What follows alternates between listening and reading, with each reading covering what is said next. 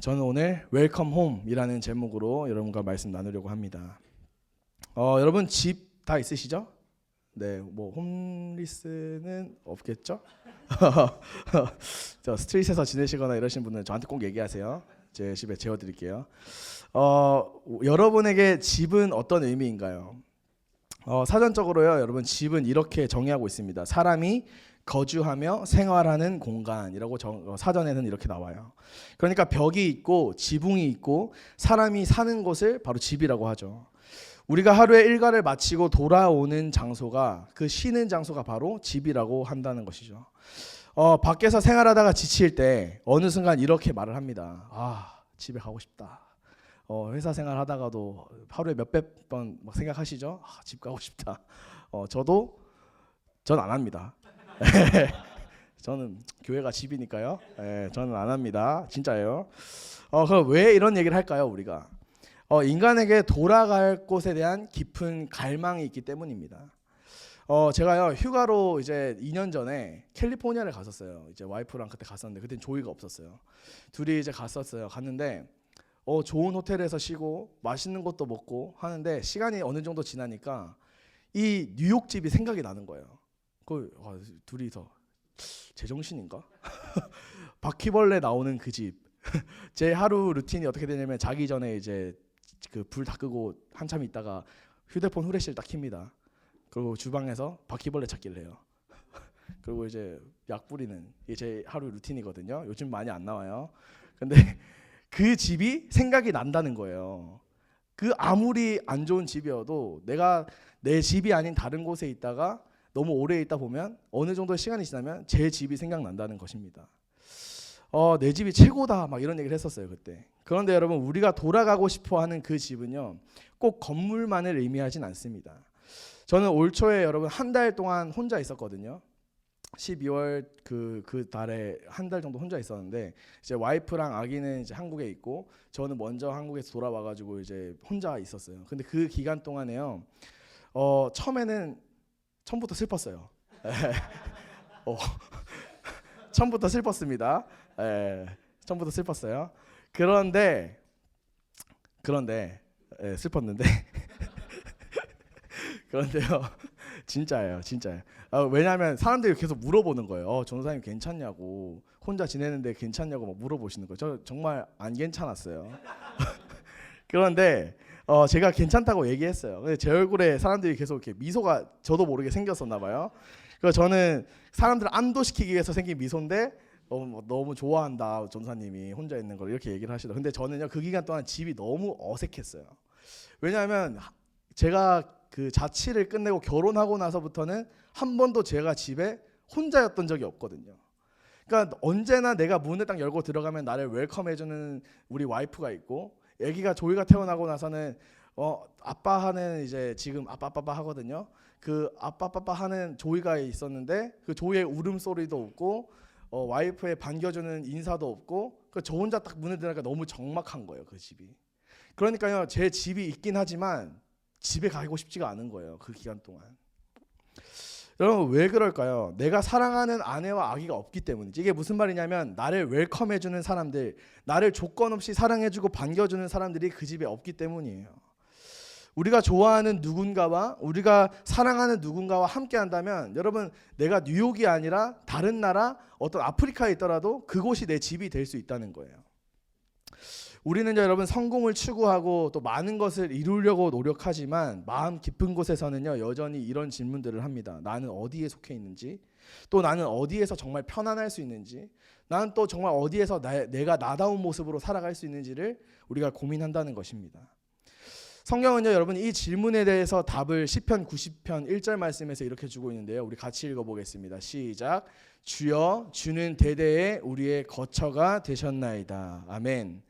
성경은요, 여러분, 집을 단순한 공간이라고 말하지 않습니다. 하나님과 함께하는 자리라고 말하고 있다는 것입니다. 하나님이 계신 그곳, 하나님과의 관계가 있는 그곳이 진짜 우리의 집이라는 것입니다. 여러분, 저는 올해 우리 청년부의 새로운 주제를 웰컴 홈이라고 지었습니다. 기도 끝에 정했는데요. 이 말은요, 단순한 인사말이 아니라 하나님의 마음입니다. 그리고 예수님은 누가복음 15장에서 이야기를 통해 그 마음을 설명하고 계시는데요. 바로 탕자의 비유입니다. 우리가 너무나도 잘 아는 내용이죠. 오늘 우리가 이 이야기를 통해서 하나님의 집은 어떤 집인지 이 세 가지를 한번 살펴보려고 합니다. 오늘 우리가 이 말씀을 통해 우리를 웰컴하시는 하나님의 마음, 우리가 평안하기를 원하시는 하나님의 마음, 우리를 향해 언제나 열려있는 하나님 아버지의 마음을 깨닫기를 간절히 원합니다. 여러분, 깨닫는 것에서 멈추지 않고 우리가 말씀대로 살아내는 저와 여러분이 되기를 간절히 소망합니다. 첫 번째 하나님의 집은 돌아올 수 있는 집이라는 것입니다. 돌아올 수 있는 집. 여러분, 탕자의 이야기는요, 한 아들이 집을 떠나면서 시작됩니다. 그는 아버지에게 이렇게 이야기합니다. 아버지, 제 몫의 재산을 지금 주십시오. 내 몫의 분깃을 지금 내어 주십시오라고 말합니다. 여러분, 이 말은요, 단순한 어떤 상속 요청을 하는 것이 아닙니다. 이 말에는요, 어떤 말이 포함되어 있냐면, 나는 이제 아버지 없이 살겠습니다. 난 이제 아버지의 도움이 필요 없습니다. 나는 이제 아버지 없는 것으로 살아가겠습니다 라고 말하는 것입니다. 그는 아버지라는 그 존재 자체보다 재산을 선택했고 아버지와의 관계보다 자유를 선택했다는 것입니다. 그래서 그는 집을 떠납니다. 성경은요, 그가 어떤 나라로 갔다고 얘기하지 않아요. 그러나 먼 나라로 갔다라고 이야기합니다. 그리고 그곳에서 그는 재산을 낭비합니다. 친구들도 사라지고 돈도 사라지고 결국 모든 것을 잃는 것이죠. 그리고 그는 결국 돼지를 치는 삶까지 갔다라고 성경은 이야기합니다. 여러분, 유대인에게 부정한 동물들이 몇 가지 있는데 그 중에 가장 부정하다고 여기는 것이 바로 돼지입니다. 그 유대인이 돼지를 치고 있다. 이 유대인 아들이 돼지를 치고 있다라는 것은 어떤 의미냐면 그가 완전히 무너졌다는 것입니다. 단순히 가난해졌다, 그냥 돈을 잃었다 정도가 아니라 그가 완전 지금 밑바닥 인생을 살아가고 있다는 것입니다. 여러분, 그는 단순히 돼지를 치는 인생에서 끝나는 것이 아니라 돼지가 먹는 그 쥐염 열매, 돼지의 사료까지도 탐내고 있다는 것입니다. 그러나 그마저도 누구 하나 주는 사람이 없었다는 것이죠. 그때 성경은 이렇게 말합니다. 이에 스스로 돌이켜 이르되, 그러니까 그 아들이 깨달았다는 것입니다. 아버지 집에는 먹을 것이 풍족했는데 나는 여기서 이제 굶어 죽는구나 라고 말이죠.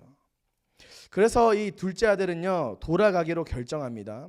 하지만 그는 자신이 아들로 받아들여질 거라고 생각하진 않아요. 양심이 있는 것 같아요, 보니까. 그래서 이렇게 말하죠. 나는 아들로는 이제 자격이 없다. 양심은 있어요. 그래서 나는 이제 아버지 집에 가서 종으로, 품꾼으로 이제 살아야겠다. 그럼 내가 적어도 밥은 먹을 수 있겠지라는 마음으로 간다는 것입니다.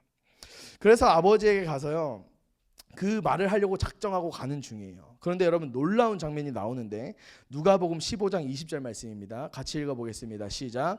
이에 일어나서 아버지께로 돌아가니라. 아직도 거리가 먼데 아버지가 그를 보고 치근히 여겨 달려가 목을 안고 입을 맞추니. 아멘. 아버지가 먼저 달려나갔다는 것입니다. 당시 문화에서 여러분, 어른이 달린다는 것은요, 우리 조선시대에도 그랬지만 이 양반이 달린다, 양반이 뛰어간다, 이거는 여러분 굉장히 수치스러운 일이거든요. 그런데 이 유대 사회에서는요, 어른이, 나이가 든 어른이 달린다라는 것은 굉장히 수치스러운 일입니다. 부끄러운 거예요. 체면을 버리는 일이에요. 그런데 여러분, 아버지에게는요, 그 체면보다 아들이 더 중요했다는 것입니다. 그가 겪는 수치보다 내 아들이 더 중요했다는 거예요. 여러분, 이것이 바로 집입니다. 집은요, 여러분, 완벽한 사람이 들어오는 곳이 아니에요. 제가 우리 집에 누군가를 초청할 때 지금부터 청결 검사 머리카락 옷에 없나? 막 양말 검사하고 막 이러지 않는다는 거예요. 제가 제 집에 들어갈 때 우리 와이프가 잠깐 스탑, 지금부터 냄새 나는지 한번 확인하고 옷에 뭐 묻었는지 확인하고 뭐 이러지 않는다는 거예요. 집은요, 완벽한 사람들이 들어오는 곳이 아니라 집은요, 그냥 돌아올 수 있는 장소라는 것입니다. 그래서 하나님은 오늘도 우리에게 말씀하십니다. 돌아와라, 돌아와라.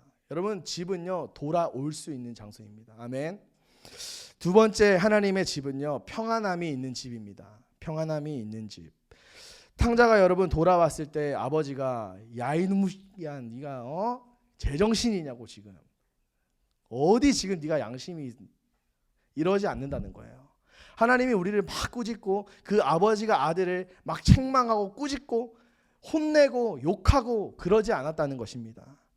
대신 이렇게 말합니다. 종의 그의 품꾼에게 말할 때 제일 좋은 옷을 내어 입히고 손에 반지를 끼우고 발에 신을 신기라고 말합니다.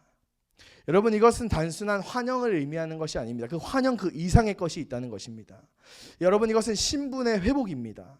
옷은요, 그 가족의 옷이잖아요. 그 가족의 옷을 입혀주고, 반지라는 것은 그 가문의 것입니다. 그리고 그 신발은 노예가 아니라 아들이라는 표식이었다는 것입니다. 아버지는요, 여러분, 지금 계속해서 그 아들에게 이렇게 말하고 있는 거예요. 너는 여전히 내 아들이야.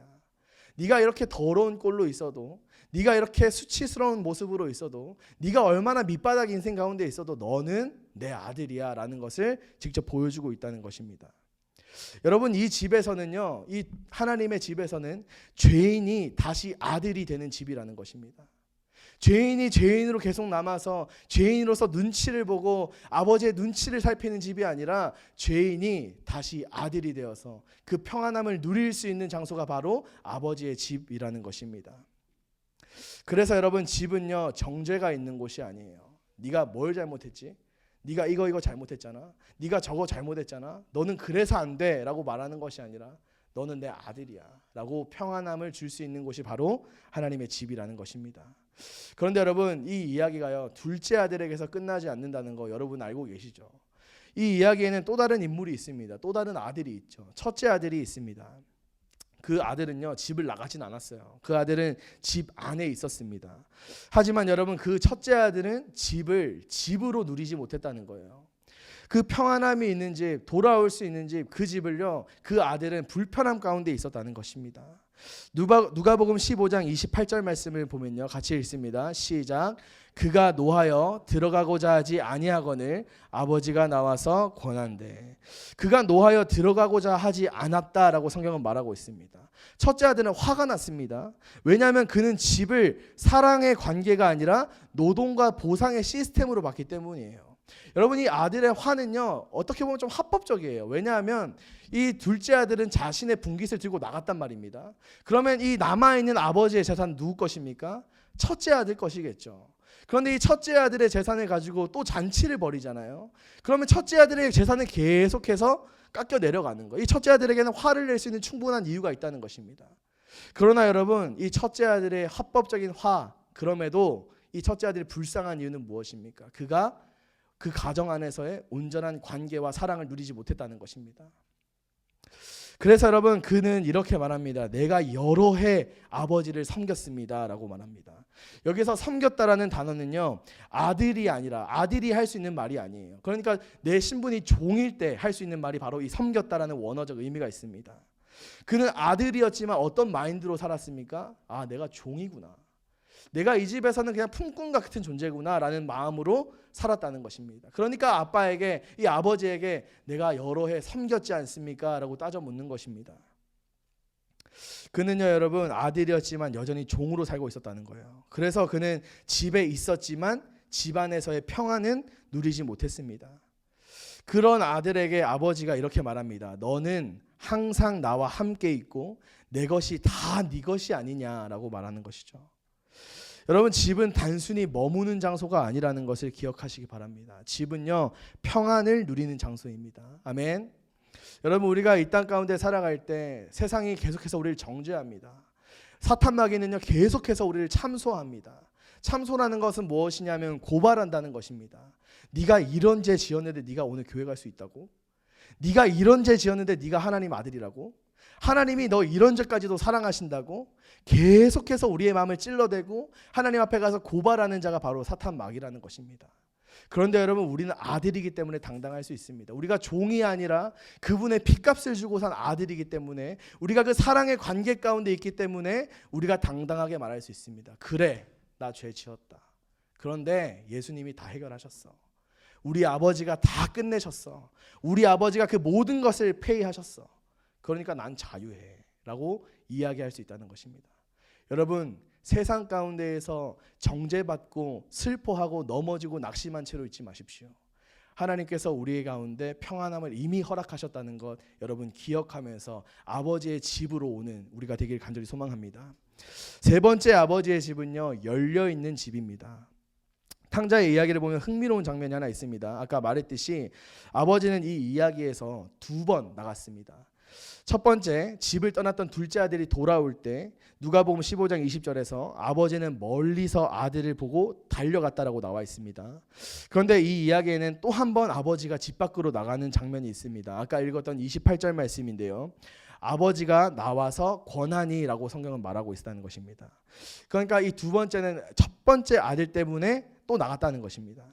둘째 아들은요, 집을 떠났습니다. 하지만 첫째 아들은 집에 있었음에도 불구하고 잔치에 들어가기를 거부했다는 것입니다. 그래서 아까 말했듯이, 방금 말했듯이 나는 여러 해 동안 아버지를 섬겼다라는 그 종의 언어를 쓰면서 아버지에게 계산적인 아들이 되는 것입니다. 첫째 아들은요, 집 안에 있었지만 집을 아버지의 사랑의 공간이 아니라 노동과 보상의 시스템으로 이해하고 있었다는 것이죠. 그래서 그는 은혜를 은혜로 받지 못했다는 것입니다. 둘째 아들은 죄 때문에 집을 나갔고, 첫째 아들은 자기의 의로움 때문에 집 안에 들어가지 못한다는 것입니다.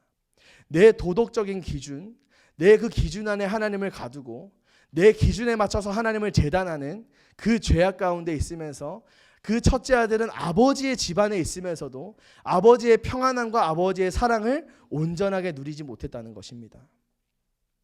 그런데 여러분, 이 들어가기 싫어하는 이 첫째 아들에게 아버지가 한 행동이, 야 그래 가라, 너도 또 나가려고? 너도 나가, 야 너도 네 분기 나가고 나가, 이런 잣대가 아니라 아버지가 또 한 번 나가서 같이 들어가자, 같이 들어가자, 내 집에 있는 게 다 네 거야 라고 이야기하면서 그를 위로하시고 그를 데리고 들어가신다는 것입니다. 여러분, 왜 그렇게 하실까요?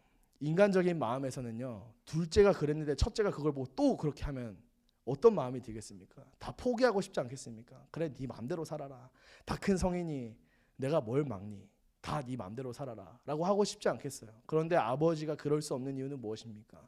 그가 아버지가 자녀를 사랑하시기 때문이라는 것입니다. 저는 저희 아버지 어머니에게 굉장히 감사한 게 있습니다. 제가 어떤 짓을 했든지, 제가 어떤 상황 가운데 있든지, 물론 아버지가 저의 궁뎅이를 강목으로 한 50대 100대씩 치셔서 막 제가 똑바로 못 앉아있고 뭐 이런 때는 있었습니다. 그러나 그게 저는 사랑의 매라고 분명하게 믿습니다. 그런데 저희 어머니, 저희 아버지가 제가 어떤 상황에 있든지, 제가 어떤 모습에 있든지 저에게 무조건적인 사랑을 보여주셨다는 것입니다. 여러분, 하나님은 우리에게 똑같이 그렇게 반응하신다는 것입니다. 우리의 모습이 어떻든지, 내가 어떤 죄 가운데 있든지, 내 상태가 지금 어떻든지 상관없이 그분이 우리를 끝까지 사랑하시고 그분이 우리를 포기하지 않는다는 그 사실이 우리에게 소망이 있다는 것입니다. 여러분, 이 장면이 우리에게 말해주는 것은 단 하나입니다. 하나님의 집은요, 어떤 특정한 사람을 위해서 존재하지 않는다는 것입니다. 무조건적으로 깨끗한 사람을 위해 존재하는 집이 아니라, 완벽한 사람을 위한 집이 아니라, 여러분, 하나님의 집은 더러운 자를 위한 집, 병든 자를 위한 집, 아픈 자를 위한 집, 상처가 있는 자를 위한 집이라는 것을 우리가 기억해야 할 것입니다. 이 집은요, 여러분, 멀리 떠나 있던 사람에게도, 또 가까이 있었지만 마음이 멀어진 사람에게도 언제나 열려있는 집이라는 것을 여러분 기억하시기 바랍니다. 그래서 하나님의 집은요, 완벽한 사람들이 모인 장소가 아니라 은혜가 필요한 사람들이 모이는 장소라는 것을 우리가 기억해야 할 줄 믿습니다. 여러분, 이 이야기의 마지막에서 아버지가 이렇게 말합니다. 살찐 송아지를 잡으라, 먹고 즐기자. 왜냐하면 내 아들은 죽었다가 다시 살아났고 잃었다가 다시 얻었기 때문이다 라고 말합니다. 여러분, 복음은요, 돌아온 사람을 꾸짖지 않습니다. 복음은요, 돌이키려는 자를 멈추지 않습니다. 복음은 돌이키려는 자를, 하나님께 돌아가고 싶어하는 그 사람을 책망하지 않는다는 것입니다. 복음은요, 돌아오고 싶어하는 그 자를 달려가서 안는 것이 복음입니다. 복음은요, 돌아가고 싶어하는 그 사람에게, 그 마음이 있는 사람에게 그 마음을 조금 더 힘내라고 응원하고 위로하는 것이 바로 복음이라는 것입니다. 복음은요, 여러분, 결국 환영하는 것입니다. 돌아오고 싶어하는 그 사람, 마음이 멀리 있는 그 사람, 그 사람에게 언제나 팔을 벌려서 안아주고 환영해 줄 수 있는 것이 바로 복음의 능력이라는 것입니다. 여러분, 우리는 모두 이 복음의 능력의 혜택을 받은 자입니다. 우리가 원래는 죄인이었지만, 단 한 사람도 그 죄에서 자유할 수 없지만, 하나님이 우리를 사랑하시기로 작정하시고 결정하셨기 때문에 예수님께서 십자가에서 두 팔을 벌리셔서 그 못과 다리에, 팔과 다리에, 손과 발에 못을 박히시고 죽어주시고 우리를 향해서 벌린 그 두 팔로 우리를 안으시고 우리를 끝까지 포기하지 않고 따라오시는 그 사랑이 우리를 오늘도 살게 하신다는 것입니다. 여러분, 그래서 하나님은 오늘도 우리에게 말씀하십니다. 웰컴 홈, 집으로 와라, 우리가 먹고 즐기자라고 말씀한다는 것입니다. 저는요, 우리 나우 공동체가 돌아올 수 있는 집이 되기를 간절히 원합니다. 세상에 찌들어 살다가 죄인으로 살다가도 그래, 내가 돌아갈 수 있는 곳이 있지, 그래, 내가 이 힘듦 가운데에서 나에게는 돌아갈 수 있는 집이 있지 라고 생각할 수 있는 우리 공동체가 되었으면 좋겠습니다. 또한 여러분, 우리 나우 공동체가 평안함을 누리는 집이 되기를 간절히 원합니다. 우리가 분명히 해야 할 것이 있는데요, 우리는 죄를 싫어하는 것이지 죄인을 싫어하는 장소가 아니라는 것입니다. 하나님이 우리 만약에 죄인을 싫어하셨다면 이 자리에 누구도 있을 수 없습니다. 그러나 그분이 죄인을 싫어하시는 것이 아니라 죄를 싫어하시는 분이기 때문에 그 사람을 포기하지 않으시고 끝까지 쫓아가시는 분이기 때문에 하나님이 사랑하는 그 영혼을 우리도 정죄하고 미워하는 것이 아니라 끝까지 품을 수 있는 공동체가 되기를, 그 마음 가운데 평안함이 있는 열려있는 집이 되기를 간절히 소망합니다. 여러분, 오늘 이 본문에서 중요한 부분이 있는데요, 아버지가 돌아온 그 둘째 아들을 향해서 달려갔다는 것입니다. 그냥 그 자리에 멈춰서 기다려도 되거든요. 아버지가 그냥 아들 저기서 멀리서 보이면 그냥 서서 그냥 봐도 돼요. 괜찮아요. 굳이 아버지가 달려갈 이유가 없단 말이에요. 그런데 아버지가 달려갔다라고 성경은 이야기합니다. 여러분, 여기에는 유대인의 문화가 배경에 자리 잡고 있는데요, 뭐가 이쁘다고 그 아들 향해 달려갔는가? 당시 그 유대인 마을에는요, 케자자라는 의식이 있었어요. 화면에 보이는 스펠링인데요, 케자자 세레모니, 케자자 의식이라는 게 있었습니다. 이게 뭐냐면은 만약 어떤 유대인이 가문의 재산을 다 팔아버리고 이방 땅에 가서 살다가 망해서 돌아오면 마을 사람들이 그를 마을 입구에서 기다렸다가 큰 항아리에 곡식과 깨진 조각들을 넣습니다. 그리고 그 사람 앞에서 그 항아리를 던져서 깨뜨리는 거예요. 그리고 이렇게 선언합니다. 너는 이제 우리 공동체에서 끊어졌다라고 이야기합니다. 케자자라는 말 자체가요, 끊어버린다, 단절한다라는 의미입니다. 그 순간 그 사람은 마을에서 완전히 버려진 사람이 되는 거예요. 공동체에서도 끊어지고 관계에서도 끊어지고 가족의 명예에서도 끊어지는 것이 바로 이 의식입니다. 그런데 여러분, 탕자가 돌아올 때 아버지가 어떻게 했다고요? 달려갔다고요. 그 아들을 향해서 막 달려갔다는 것입니다.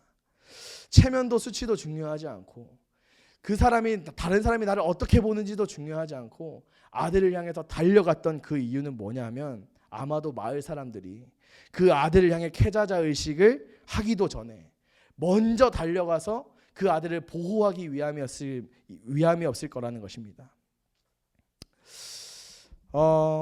그래서 아버지는 여러분, 체면도 내려놓고 자존심도 내려놓고 그냥 옷을 들고 달려가는 것입니다.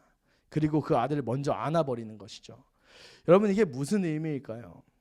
누가 뭐라 해도 이 아이는 내 아들이다. 누가 끊어도 나는 끊지 않는다. 누가 버려도 나는 버리지 않는다 라는 하나님 아버지의 마음이라는 것입니다. 우리가 죄 때문에 떠나갈 때도 있습니다. 때로는 우리가 죄 때문에 너무나도 망가질 때도 있습니다. 때로는 우리가 죄 때문에 너무나도 부끄러운 모습으로 살아갈 때가 있다는 것입니다. 그러나 여러분, 하나님은 우리를 향해서 언제나 달려오시는 아버지라는 것을 기억하시기 바랍니다. 내가 그저 마음만 먹었어도, 내가 그저 내가 하나님께 돌아가고 싶다라고 고백만 했을 뿐인데 우리 아버지는 이미 나를 향해 달려오고 있다는 것입니다. 사람들은요, 여러분, 계속해서 우리를 정죄할 겁니다. 이 세상은요, 조금만 우리의 그 약점을 잡기 시작하면 정죄하는 세상입니다. 세상은 갈수록 더 그렇게 돼가고 있는 것 같습니다. 그러나 여러분, 하나님은 끊지 않으십니다. 그분은 한번 결정하신 것을 철회하신 적이 없고, 그분은 우리를 사랑하시겠다는 그 약속을 한 번도 버리신 적이 없습니다. 그분은 끝까지 우리를 사랑한다는 것입니다. 사람들은 정죄하려 하지만 하나님은 안아주십니다. 그래서 하나님은 여러분, 오늘도 우리에게 말씀하십니다. 웰컴 홈. 잘 왔다 아들아. 오늘 나와 먹고 즐기자. 내가 너를 위해 잔치를 준비했다. 여러분 하나님의 그 잔치에, 그 천국 잔치에 언제나 동참하는 우리가 되기를 간절히 소망합니다.